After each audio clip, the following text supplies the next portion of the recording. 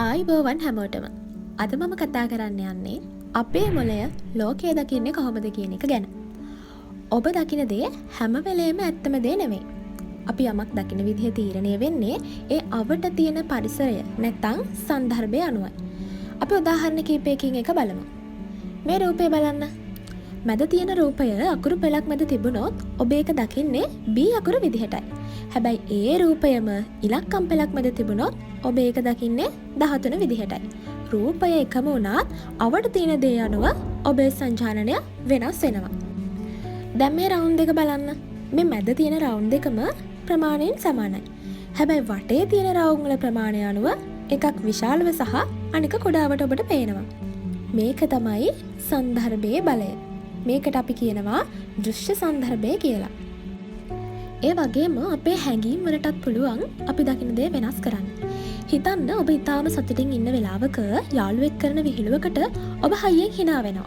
හැබැයි ඔබ දුකින් හෝ තරහින් ඉන්න වෙලාවක ඒ විහිළුවම කළොත් ඔබට හිතෙන්නේ ඒක ඔබට කරපු අපහාසයක් කියලා. විහිළුව එකම වුණත් ඔබේ මානසික සන්දර්භය අනුව තේරුම වෙනස් වෙනවා.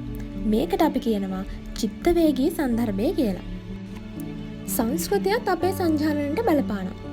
බටහිර රටක සුදු ඇඳුම කියන්නේ මංගල උත්සවයක ලකුණක්. ඒත් අපේ වගේ පෙරදිග රටක සුදු ඇඳුම බොහෝ විට මරණයක් හෝ ශෝකීය අවස්ථාවක් නිරූපණය කරනවා. එකම වර්ණය ඒත් සංස්කෘතික සන්දර්භය අනුව තේරුම් දෙකක්. ඒ වගේම අපි අහන වචන පවා සන්දර්භය අනුව වෙනස් වෙනවා.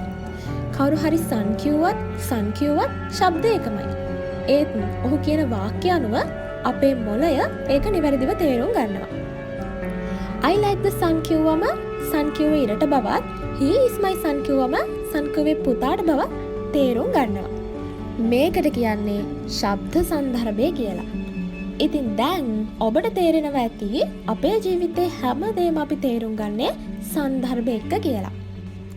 මේ වගේ මනෝවිද්‍යාත්මක තොරතුරු දැනගන්න අපේ channel එක subscribe කරන්න. අමතක නොකර යාළුවන්ට share කරන්න. තවත් මේ වගේම මනෝවිද්‍යාව වීඩියෝ එකකින් හමු වෙමු. සුබ දවසක්.